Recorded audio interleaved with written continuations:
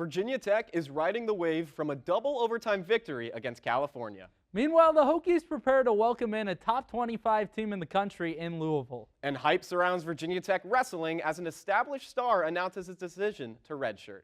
We're talking all that and more on this episode of the 3304 Sports Kickoff. Hello and welcome into the Center for the Arts. Taylor Bretl, Cody Wagner, and so glad to break down some of these games from this past week and preview for the game against Louisville this weekend. But Taylor, what a contest against Cal over the weekend. Yeah, I mean, one of the best games in recent Hokies football history. Not looking that great this season, just 2-5, but you have a Golden Bears team that's 5-2, new to the ACC. You've only played them once ever, which was a bowl game. They come into your house, you take them down in double overtime. It was one of the best games that I have ever seen in person for the Virginia Tech program. Well, let's jump in and take a look at the highlights from that contest. Well, we jump in early in the first quarter between Virginia Tech and Cal. Kyron Drones into the end zone looking for Aiden Green. Get off me, son. Yeah, what a move. He made that cornerback look small. A great adjustment to make that a touchdown and start off hot for the Hokies, which is what they've needed all season long. Take another look. Just dominance on the outside from Aiden Green. Once again, Virginia Tech, they give off to Marcellus Hawkins. He was great all night. Yeah, Hawkins was an absolute beast. We're going to see more of him later in this one. That sets up a John Love field goal, and Virginia Tech's up 10-0 early on in the contest. It goes to the other end in Cal. They dump down a little screen pass to Jacob DeJesus, who goes forward and puts them in field goal range. They respond to make it 10-3. Yeah, the running game's not great for Cal, but they've been showing these screens out of work for them just a little bit. Well, here's another pass over the middle to King, breaks the tackle and gets it all the way inside the red zone, and all of a sudden, Cal is in business a little bit. Chiave Sungapolitelli, he flips it outside, and they get into the end zone. That's time, it's the running back, Raphael. Yeah, very quick response from Cal. Virginia Tech getting up 10-0 early in this one. They bounce back real quick. Just started the second quarter. They knocked things back up, made this Hokie crowd a little bit nervous. Jaron Chiave Sungapolitelli delivers a strike down the field once more. It's DeJesus. Yeah, and what a move there to get inside the 15-yard line and set up that field goal there to give them the lead, Cody. Yeah, big time for Cal. They're able to take the lead, and then, oh no, Virginia Tech, they have a punt that's blocked, and now Cal in great field position starting with the ball at the 25-yard line, and then a big fourth down conversion here. Yeah, it was risky to go for it, but you're on the road, and it paid off to set up this touchdown to go up 20-0 in the second quarter. So a big halftime lead for Cal with Raphael just punching it in, going right up the gut, and Cal able to have a 10-point lead heading into halftime. With that, we come out of the halftime break. Virginia Tech looking to get some offense going, a 4th and 1. KD1 with the legs this time. Yeah, KD1 was showing it in the air and on the ground all game long.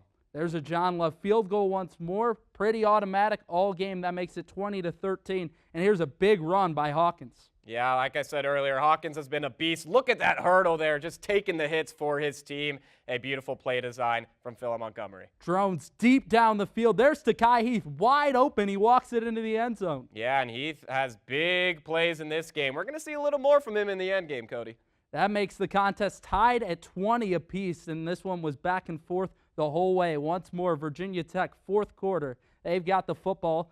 Fake the give up the middle. Drones on the outside, and he's going to run it in. He was fantastic all night. Cool, calm, and collected for all 4 quarters and overtime. Tied at 27. Drones is off to the races once more. Tries to bowl over a defender. Takes the contact. Sets up a John Love field goal. This is automatic, right? No. Off the right upright. No good. Love can't believe it. Cal gets the ball back with time. They start firing it down the field. That was originally called targeting, overturned. So Cal, they'll have a little more to contend with on this field goal, and they miss it wide right. We're tied at 27, and we're going to overtime. Yeah, 2 kickers that have been automatic in the 4th. Well, immediately in overtime, it looked like the momentum was headed Cal's way. Yeah, it just took one play to get on the board and take the lead, but the Hokies looking to respond. Kyron Drones bowling over defenders, running through guys. Look at this. You could tell that he wanted this win bad, and even here with that zip across the middle. Unbelievable catch by Takai Heath to give him the lead in overtime. Virginia Tech, they would go for 2 here, and Kyron Drones once more does it with the legs. 42-34, Cal final play of the game, they fire towards the end zone. Isaiah Brown Murray there to break it up, and Virginia Tech with a fantastic win at home in front of a Lane Stadium faithful. Big win in overtime for Virginia Tech, Taylor, and Kyron Drones was the story of the game. Yeah, he was unbelievable. 5 total touchdowns. He did it in the air. He did it on the ground. This is what Kyron Drones came to Virginia Tech to do, that dual threat ability, and California's defense could not stop it all night long. And there's certainly been a lot of noise throughout the season about Kyron Drones. Hey, do you go to the backup? Do you go to Pop Watson? He really showed who he is and why he's the guy in Blacksburg. Yeah, he showed it for 4 quarters, and then he showed it for 2 rounds of overtime, getting that 2-point conversion. Anything they needed him to do all game long, he did all game long. But speaking of overtime, an overtime win is always something to remember for a program. But before this win over California, you have to go all the way back to 2019, where the Hokies earned a 6-overtime victory. With more on that story, here's Alex Kuchenmeister. Alex? Well, that Hokies thrilling overtime victory was just like a roller coaster ride. It was full of twists and turns. But it really got me wondering, when was the last time Tech won a game in OT? Let me take you back to the fall of 2019. It's a sunny October Saturday. Virginia Tech welcomes North Carolina to Lane Stadium. The stands are a sea of maroon, and the story of the game is all about the young quarterbacks about to go head-to-head.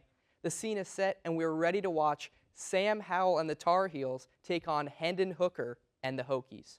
For all the hype, this one was straight up ugly right out of the gate for VT. The Hokies defense got punished almost instantly as Howell connected with Daz Newsome for this opening drive touchdown. Add a Noah Ruggles field goal, and it was 10-0 UNC 5 minutes in. It did look grim for a little while there, but Hooker willed the Hokies back into the game. He put together 2 long touchdown drives for Tech and was marching down the field for a 3rd one to close the first half. But this right here is where the game took a turn. The score is 17-14 North Carolina, but VT has it in the red zone, and they're threatening to take their first lead of the game.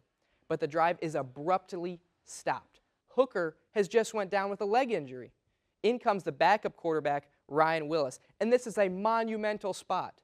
All he does here is loft this beautiful 11-yard touchdown pass to Damon Hazelton.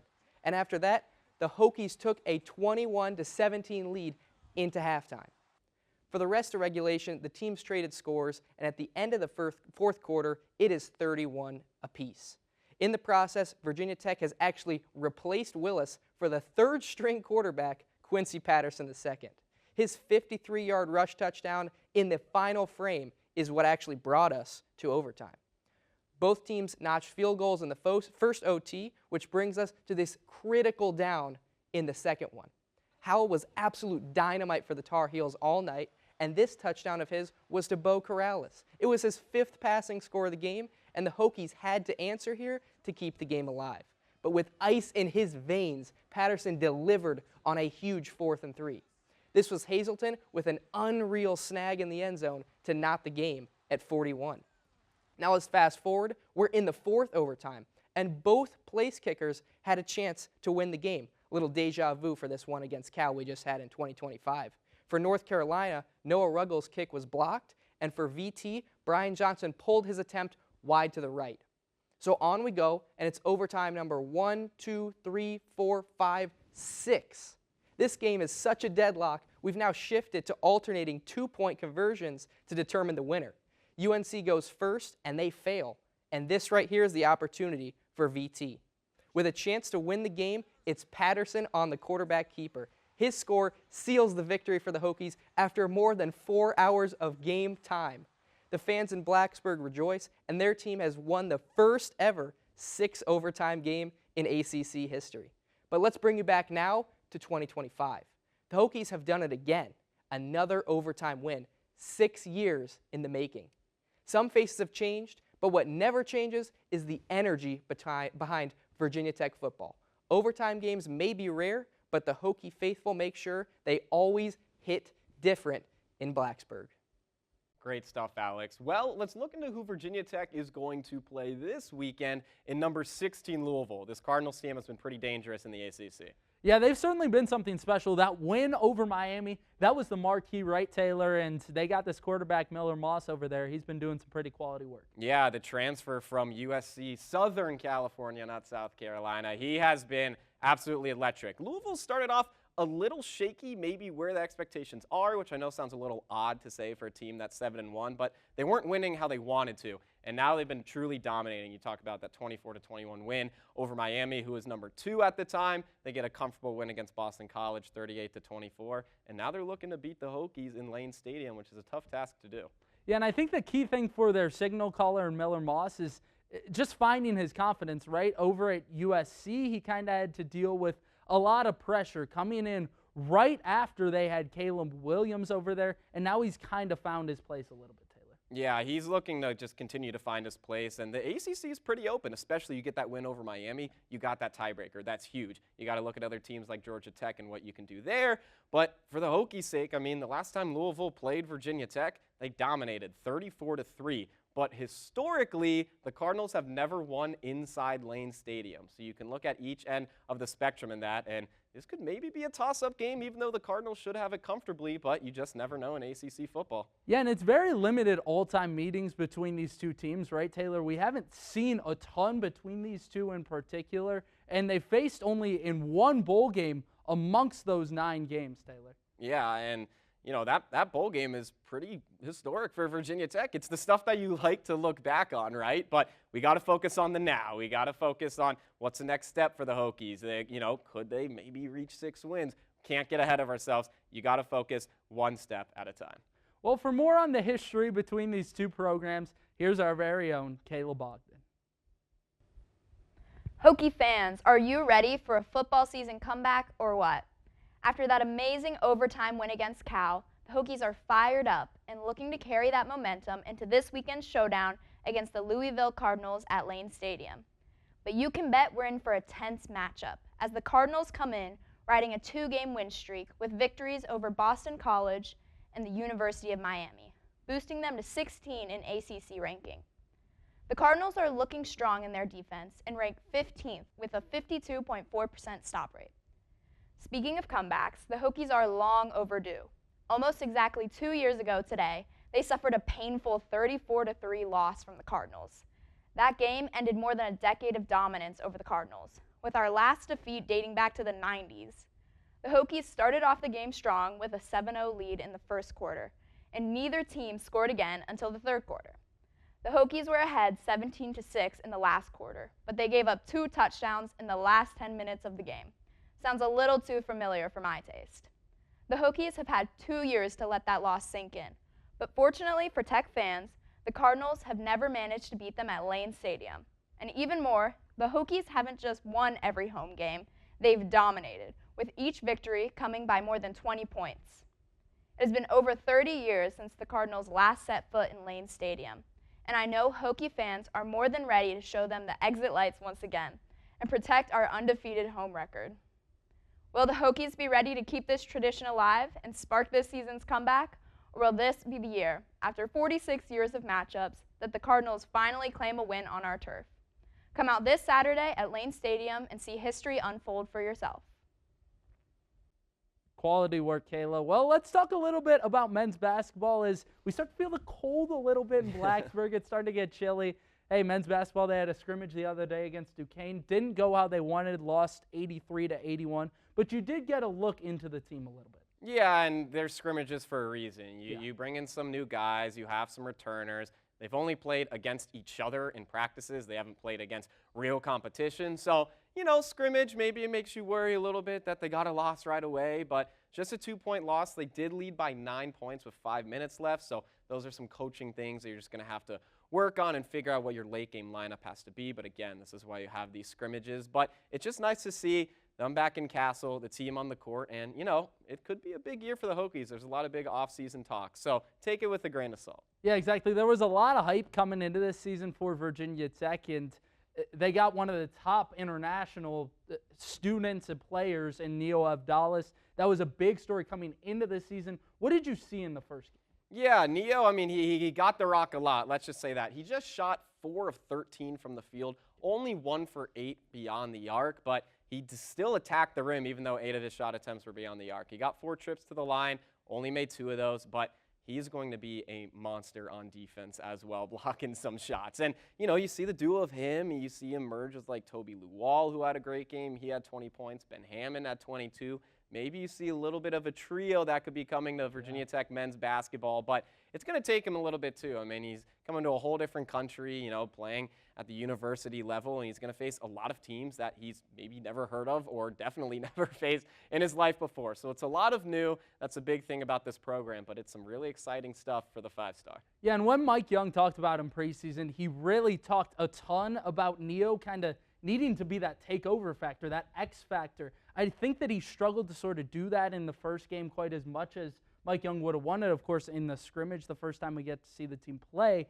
I think it's really trying to see him grow into that role where he can be a scorer. Mike Young said, hey, this kid's a great passer. He's a great facilitator. He's a great defender. He can do it all. We just want him to take over a little more. Yeah, you want him to be comfortable with the ball. You don't want to just give him some open shots and be like, all right, share it evenly. You want him to figure out if he can be that guy. That's why he got brought to this school. And to be on the arc, that's something that has to be figured out as a team as a whole. They just shot 9 of 31 as a team. So, it's not just him that maybe had an off game. I mean, we call it an off game for these guys. They only lost by 2 points. Obviously, there are a lot of things to clean up. But, hey, there's a lot of other sports in Blacksburg, Cody. So what have we seen around campus? Yeah, I think for men's and women's soccer, the women, they've struggled a lot more this season. Really just struggling on the defensive side. They've given up a lot of goals per contest. On the other side, the men, they've hung pretty well in ACC play. They had a rough start to ACC play. But after that, they've really gotten back to things as the competition has sort of waned amongst ACC opponents. But the ACC is just so tough in terms of soccer. Yeah, both men's soccer and women's soccer. ACC, it's like you're facing the Avengers no matter who you face. I mean, there is some dominance. But also got another big sport on this campus, one of the strongest sports this university holds in 2025. How about wrestling? Yeah, I'm always hyped up to talk a little bit about wrestling. And, hey, these guys are starting to put it together, at least it felt like last season. They're regularly inside the top 10 in the country. Now they will have Caleb Henson redshirt this season, and that's really to go all in on Bo Bassett next year, who's the #1 recruit in his class. And then after that, his adopted brother, Melvin Miller, he's #1 in his class. He's coming to Virginia Tech. Yeah, I mean, it's really exciting stuff around that wrestling program. So this wrestling team will not be one to overlook, Cody. So for more on the future of the program, here's Andrew Offhouse. Andrew? Let's turn our attention to the wrestling mats in Blacksburg, where Virginia Tech is making strategic moves for both the present and the future. The Hokies recently made headlines with their decision to redshirt All-American Caleb Henson, a move that could shape the team's national title hopes for years to come. Caleb Henson burst onto the college wrestling scene as a freshman at 149 pounds, quickly establishing himself as one of the best in the nation. He's already a 3-time All-American, known for his speed, scrambles, and aggressive style.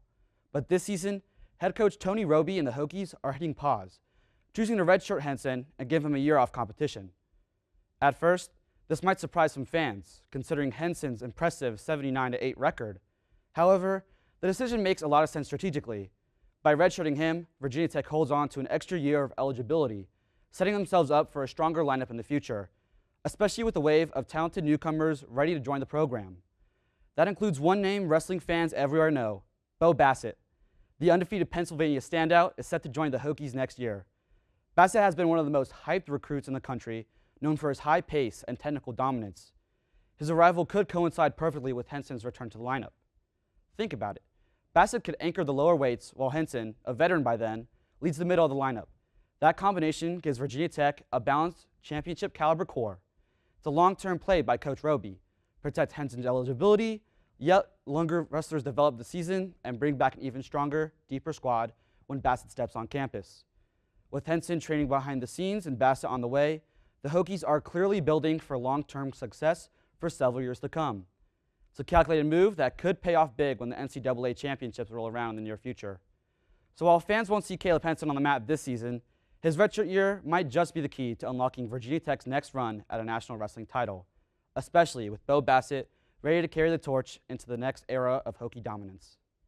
Thanks, Andrew. Well, let's bring things back onto the hardwood. And Cody, looking at these two programs for Virginia Tech, men's basketball and Virginia Tech women's basketball, what are your thoughts on how the season's going to go for both teams? Yeah, I think for men's basketball, I predict that they're going to get all the way to the NCAA tournament. It's certainly harder in the ACC now. There aren't as many top teams, and I know that they've made a big deal about that over the last couple of seasons. I think, though, this men's basketball team has an opportunity to be top 6, top 8 in the ACC, and I think there's an opportunity from there that they can get into the NCAA tournament. Yeah, and if you're a top 6 team in the ACC, you're still pretty good, because that's another, like we talked about soccer, that's another conference where it's kind of like a gauntlet, and they'll face a lot of top-ranked teams to give them those chances to be boosted over others when it comes Selection Sunday. So what are your thoughts going into the women's team? What do you think that they're going to do this season?